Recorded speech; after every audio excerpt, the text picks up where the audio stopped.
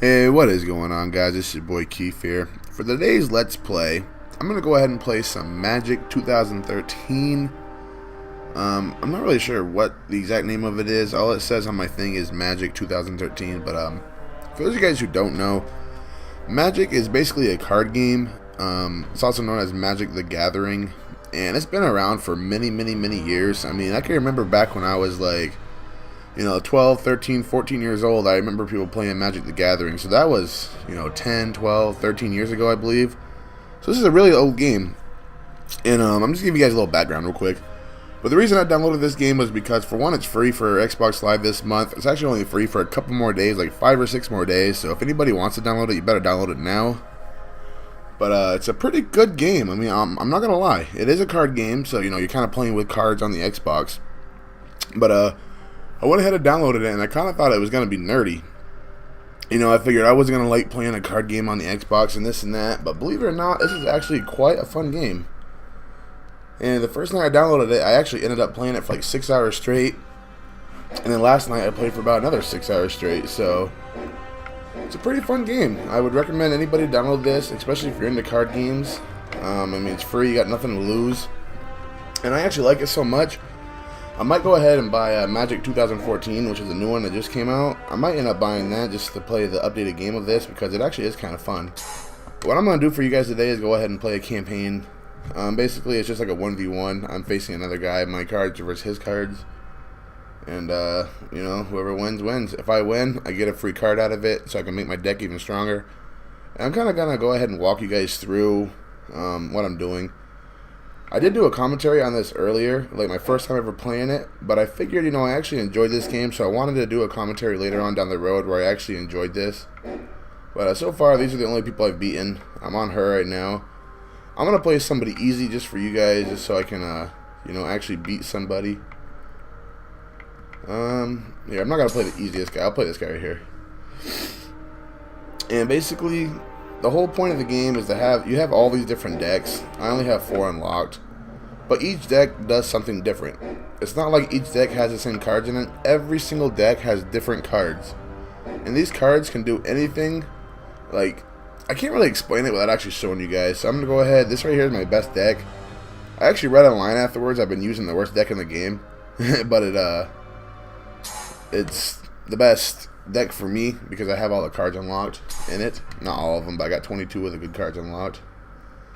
So basically, for those of you guys who are really into Magic, you can read all this. I'm not going to go ahead and read it, but it tells you like what kind of spells they use, what kind of creatures they are. It basically gives you an overview of what they are. And that does kind of come in handy because certain cards like counter certain things. You have one card that counters a spell. And somebody casts a spell, I can counter it with my other card. I mean, you got to know things like that, but this is my 3rd day ever playing Magic the Gathering ever, so don't expect a whole lot out of me. But I am going to learn. I actually am enjoying this game, so I'm probably going to play this for a while until Black Ops 2 comes out, or Call of Duty Ghost. So the first thing that happens is you have all your cards, and I can press B, I believe, to get a different set. If I don't like these cards, and I press X, I can draw a new hand, but I only get 7 cards instead of 8. 1, 2, 3, 4, 5, 6. No, you have 7 cards.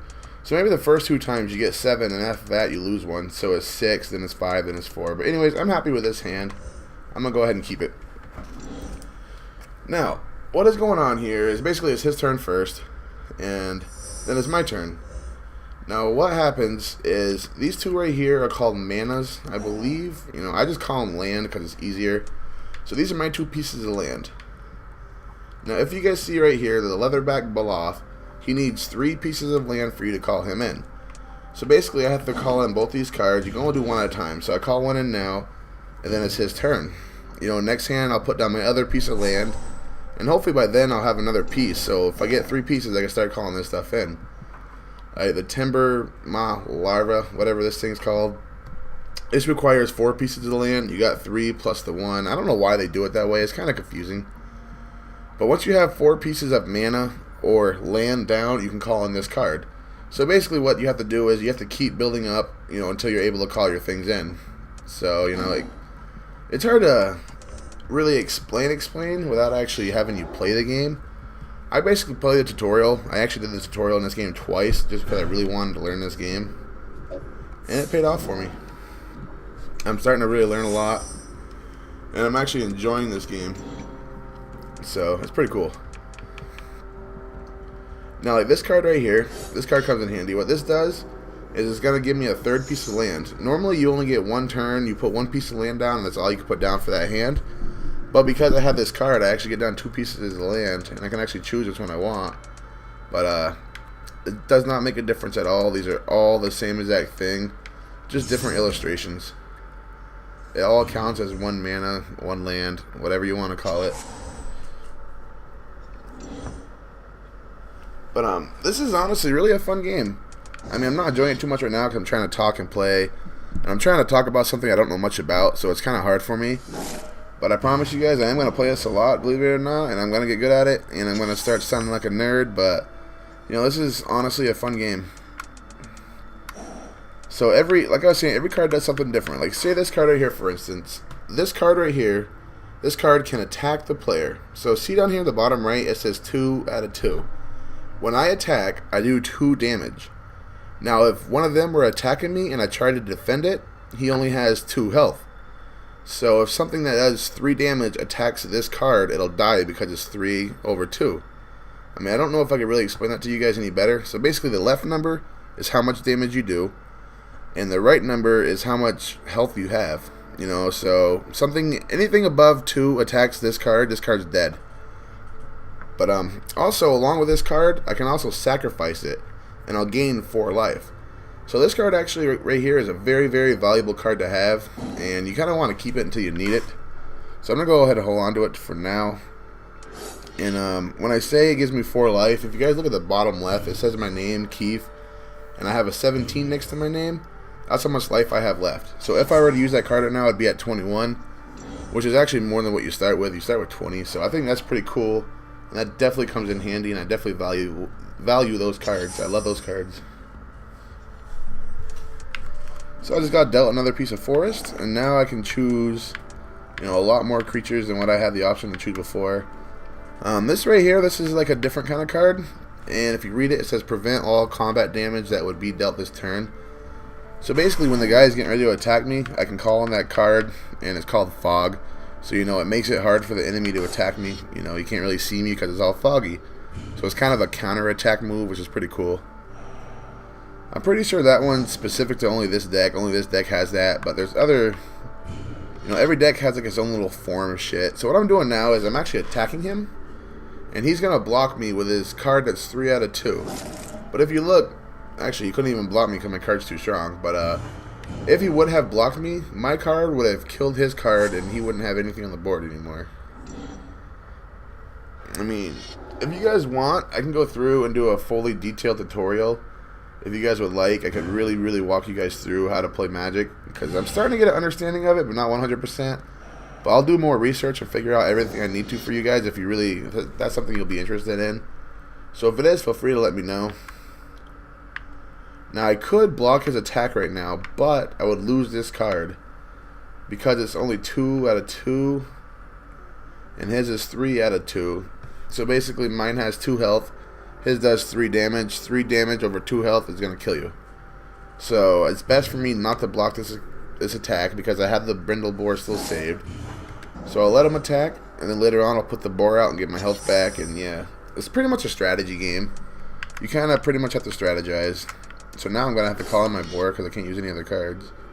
I'm saving his fog until he, you know, pulls a really good attack, gets a stronger character out, and then I'll use that.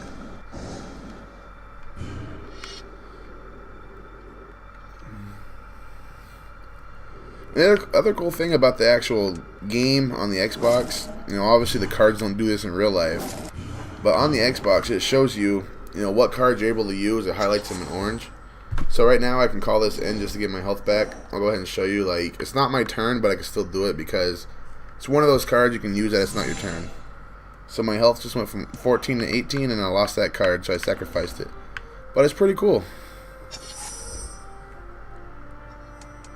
I finally got another piece of land. So now I get to call on this big badass. So this one's pretty cool. Whenever another creature with power 3 or greater enters the battlefield under your control, you may draw a card. So if I put in any creatures, like say this guy right here, he has a power of 8. He's obviously way over a 3, so I would get to draw an extra card. And that honestly does come in handy because you can always get more pieces of land from drawing cards, or you can get more of your, badass characters from drawing cards. So it's pretty cool. What else can I tell you guys? The decks, you can have, this deck I'm using right here has 82 cards in it, which isn't really recommended. You can have as little as 60. And in reality, the least you have, the better off you are, because then your chances of getting your better cards are more likely. But I have so many good cards that, I already have like 10 put away. So if I had all my cards, I'd have like 92. But instead, I have like 82, so it's a really big deck. But, as you guys can tell, I keep getting nothing but good cards. Here's another boar, so I just got 4 more life if I go ahead and sacrifice that. I'm about to win anyways. He's at 7 health, I'm at 18. There's no way he's going to kill me. Actually, he's going to die right here. He's done. You guys ready for this? Bada bing, bada boom. And I'll sacrifice this just for shits and giggles.